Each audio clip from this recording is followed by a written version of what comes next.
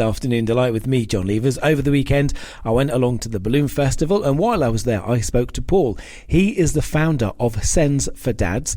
That is a support group for fathers and male carers who have a child or young person in their lives who has a special educational need.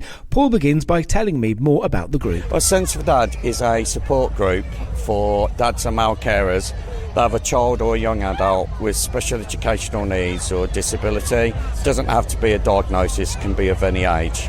Special educational need could mean learning difficulties or, neurodiverse. I set the group up because I went through a period of ill mental health and I tried to look for support.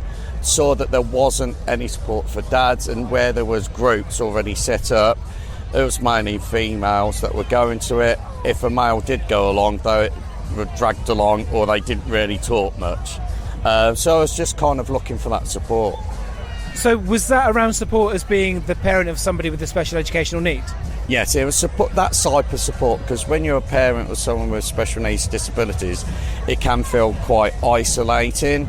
You're in a world that you don't know anything about.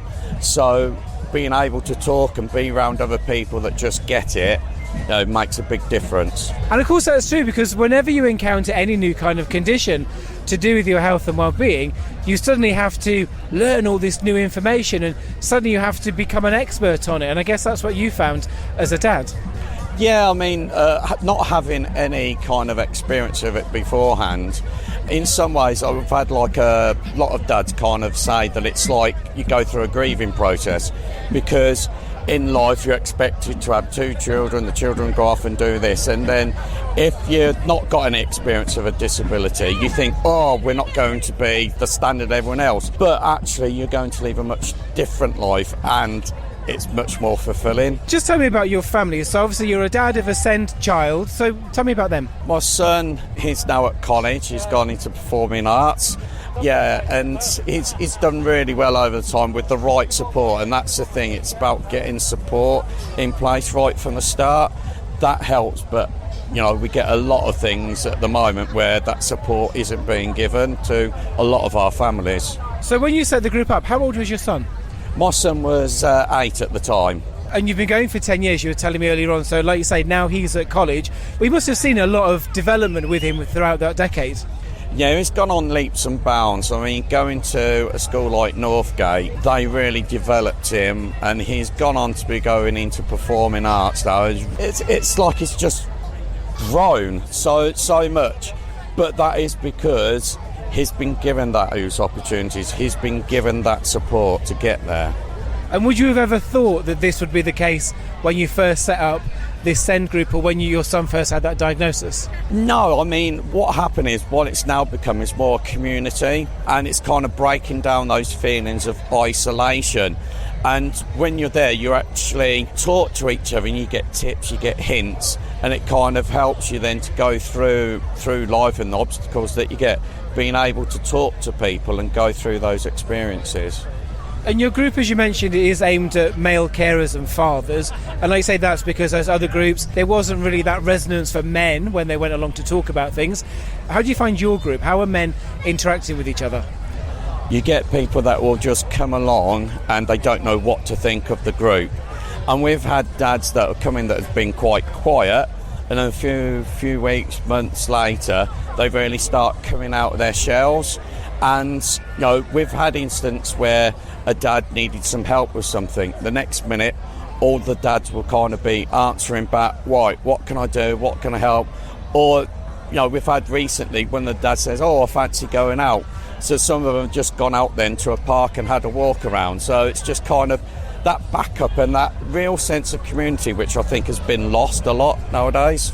And like you say, I suppose men might feel they can't be as vulnerable in a mixed group with the women there as well, whereas I suppose with other men there might be a bit of a shorthand to kind of how you're feeling about stuff, because you're all feeling kind of, I don't want to say a thing, I'm not quite sure. So I guess is that sort of shorthand as well? Yeah, I mean, what you get is like the friendship. We go out, we really act like kids, have that fun, really enjoy ourselves. But the thing is, once people are enjoying themselves, they feel more comfortable. Now, there's no pressure for the dads to start talking, about their issues, the problems and everything else, but they can if they want to. And it's once they get that confidence, they're able to talk and obviously we all support and rally round. But even if that dad doesn't talk, because he's hearing other dads talk, it actually supports them in different ways. Whilst you may not see them, they may not hear them, they're listening and they're taking it all in. And how many men do you have in the group? 50 that are kind of really active, coming in and out and doing different things. But we've got over 100 that kind of dip in, and they're on our email, and then we've got over 1,000 that are following our Facebook page as well. So, but it's throughout the UK. We've got people that have come in, and we've got a group over. Dad's trying to set one up over in Manchester. So that person who set that group up in Manchester, is that kind of based on your model? Yeah, basically what he'd done is he went and done some research, found out about Sends for Dad, and contacted me directly, and he asked, have you got a group up in Manchester? I said, well, no, I haven't.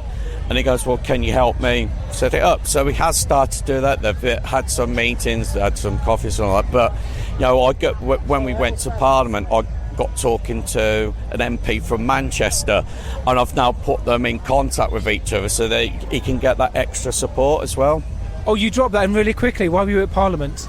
We went to Parliament a couple of weeks ago, really to talk to MPs about the support for dad groups. A lot of us, we do these in our spare time, and for me, I'm only scratching the surface, really. I know that there are a lot of dads out there that I'm not getting to. I'm not looking for handouts or anything else. I just need the support in place to be able to make these things full-time, to be able to reach out to more, and obviously to grow. The government needs to make a greater investment into the small grassroots communities, because we're the ones that really have the hands-on type of support. We create the communities, and it's those communities then that take the pressure off the services that are really under that great demand. And of course, as neurodivergency and people have got more of an understanding of SEN, I guess you might have found that you've got an increase in people that are joining you as well, or have got an interest in your group. Yeah, I mean, even being here today in the Balloon Festival, we've had dads that have come up that didn't know about us. We've had dads that have just been watching the Facebook page, and we said about the WhatsApp group, and then now joined the WhatsApp group. But we've also had people that work for schools, that work for other organisations, and they go, oh, I need to take some of your literature because I know someone that needs to go and talk to a group like yourself. So, it's those types of things that's just growing and growing. As soon as other organisations find out about us, they're taking the information and passing it on to someone else. So we've really grown over the past couple of years. Since COVID, really, it's when it's really rocketed. I mean, that's great to hear that this group that you began a decade ago to try and find that support, not just for yourself but for other men, has started to grow, but also been resonating with other local groups as well. When do you meet? We meet quite a lot, actually. Where we have like a weekly meeting at the Frank Bruno Foundation. So that's an activity hub, 10 to 11. Yeah, we can have use of the gym and any of its non-contact boxing. There's equipment that can be used. Or we've got other premises, other parts of the building where people can go and have a tea and coffee. They can play on the table football. There's a sensory room there. But also as well, we try and get other organisations to come in and provide a free service or talks or whatever that dads and their families can actually get information from. And if you want to find out more about you and all the activities you're up to, where can they go? You can see us on Facebook, so Sends for Dad main page, or you can find our website, which is sendsfordad.org.uk. Paul, he's the founder of Sends for Dads. That's a support group for fathers and male carers of children and young people who have a special educational need. If you've heard that conversation and you want to find out more, get yourself to their website, which is Sends, SENDS, the number 4, dad.org.uk.